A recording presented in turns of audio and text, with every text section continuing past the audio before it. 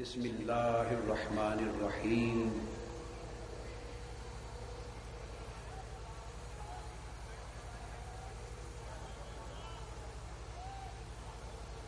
محمد رسول اللہ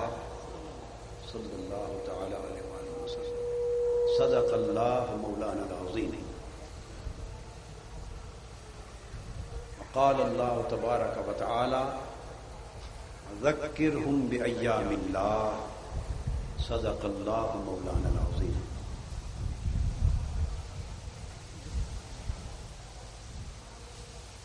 معزز مشائخ اعظام، علماء کرام، مہمانان گرامی قدر،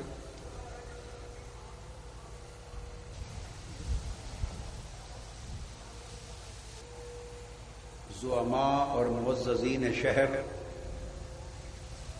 خواتین و حضرات، اور توبی گھاٹ فیصل آباد میں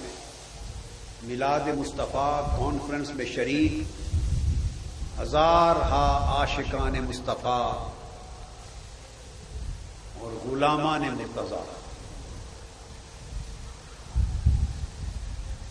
عزیزان گرامی، الحمدللہ تعالی اللہ رب العزت کا شکر ہے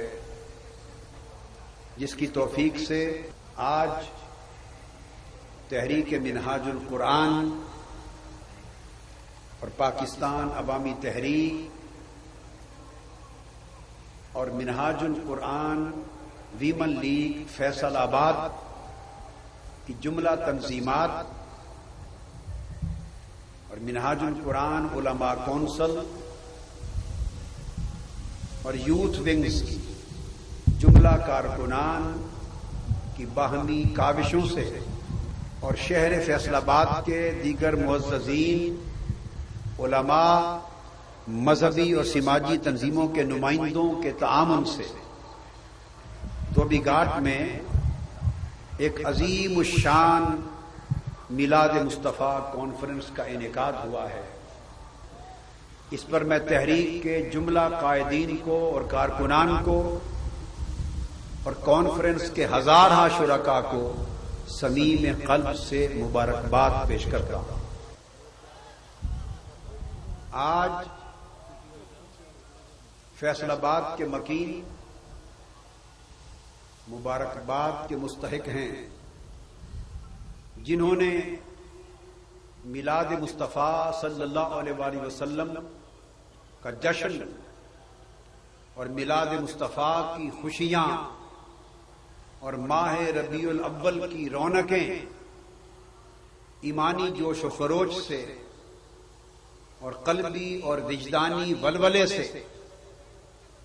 اس شان و شوکت کے ساتھ منائی ہیں کہ آج کی محفل میلاد مصطفیٰ دھوبی گھاٹ کی ایک تاریخ بن گئی ہے، اور آپ نے ثابت کر دیا ہے کہ فیصل آباد کی سرزمین مصطفیٰ کے عاشقوں کی سرزمین ہے، مصطفیٰ کے غلاموں کی سرزمین ہے، اور مصطفی انقلاب کے سپاہیوں کی سرزمین ہے، اور یہ لوگ آقا علیہ الصلوۃ والسلام کے عشق میں، محبت میں، آپ کی نسبت میں اپنا تن من دھن قربان کر کے حضور کے ساتھ اپنی وارفتگی کا وہ ثبوت عملی طور پر پیش کر سکتے ہیں کہ جس سے سرزمین پاکستان کے اندر مصطفی انقلاب کے سورج کے طلوع ہوتے کی امیدوں کی کرنیں اٹھتی ہوئی نظر آ سکتی۔ اس موقع پر میں ضلعی انتظامیہ جنہوں نے ان کے ساتھ تعاون کیا انہیں بھی لائق مبارکباد سمجھتا ہوں، اور خاص طور پہ چودھری ممتاز علی چیمہ جو سٹی فیصل آباد کے ناظم ہیں، اور تحصیل کی جو میونسپل ایڈمنسٹریشن ہے وہ بھی اور ان کی پوری ٹیم مبارکباد کی مستحق ہے، جنہوں نے جشن میلاد مصطفیٰ میں اپنے ایمان کے بلبوتے پر اور اس کی وجہ سے اپنا بھرپور حصہ شامل کیا ہے۔ تمام علماء مبارکباد کے مستحق ہیں۔ مسالک کے تمام نمائندے مبارکباد کے مستحق ہیں، جنہوں نے آج آقا علیہ السلام کے اس جشن میں شرکت کر کے اپنی محبت نبوی اور غیرت دینی کا کھلا ثبوت فراہم کیا ہے۔ اب میں جو مضمون آپ کو آج کی اس اجتماع میں شروع کرنے والا ہوں، اس کو سر تا پا گوش ہو کر، کان بن کر اور سر تا پا عقل بن کر آپ کو سننا بھی ہوگا، سمجھنا بھی ہوگا۔ سر تا پا گوش بن کر ایک مضمون ہے، اس کو میں شروع کروں گا اور تسلسل کے ساتھ ایک نتیجے پر پہنچاؤں گا۔ لہذا میں چاہوں گا کہ آپ کی توجہ ایک لمحے کے لیے بھی دائیں بائیں نہ ہو، اور ہر شخص اس طرح انشاءاللہ سمجھ کے جائے گا جیسے اس پورے مضمون میں کوئی بات مشکل تھی ہی نہیں۔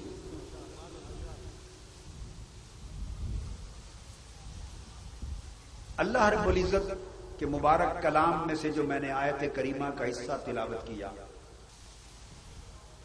اللہ رب العزت نے فرمایا کہ محمد صلی اللہ علیہ وآلہ وسلم اللہ کے رسول ہیں۔ صلی اللہ علیہ وسلم ہم نے اپنی گفتگو اس نقطے تک پہنچانی ہے، نقطہ محمد تک پہنچانی ہے۔ صلی اللہ علیہ وسلم کس نقطے تک پہنچانی ہے؟ بولیے، نقطہ محمد صلی اللہ علیہ وسلم تک پہنچانا۔ آپ ایک مثال سے میں بات کا آغاز کر رہا ہوں۔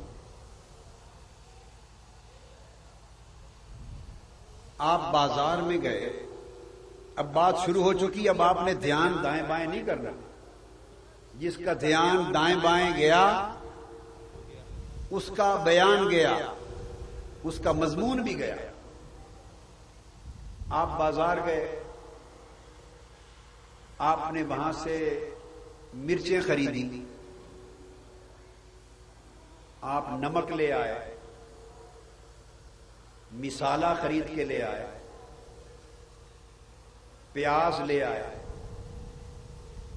گھی لے آئے، گوشت لے آئے، ٹماٹر، پیاز، سبزی، یہ سامان لے آئے۔ یہ ساری چیزیں اب آپ کے گھر کچن میں پڑی ہیں۔ یہ بات غور سے سنیں، ہر چیز پر آپ نے پیسے بھرے اور خرید کر لائے، اگر نمک نمک ہی رہے تو کوئی فائدہ پہنچے گا آپ کو؟ آپ نمک لے آئے ہیں مگر پھر نمک کھاتے نہیں ہیں، کھا نہیں رہے، پتا چلا کہ آپ نمک کو نمک کی خاطر نہیں لائے، کسی اور شے کی خاطر لائے۔ گھی بھی پڑا ہوا ہے، آپ گلاس بھر کے گھی کا پی بھی نہیں رہے، مرچیں بھی کھلی پڑی ہیں، آپ کھا نہیں رہے مرچیں۔ بھئی آپ مرچیں اگر کھا نہیں رہے تو لائے کیوں؟ کہیں گے مرچیں لائے تو ہیں مگر مرچیں مرچوں کی خاطر نہیں لائے۔ یہ سب کچھ جو آیا ہے کسی کی خاطر آیا ہے، یہ جو کچھ آیا ہے کسی کی خاطر آیا ہے۔ پھر خاتون خانہ آ گئی یا باورچی آ گیا، اس نے ہنڈیا میں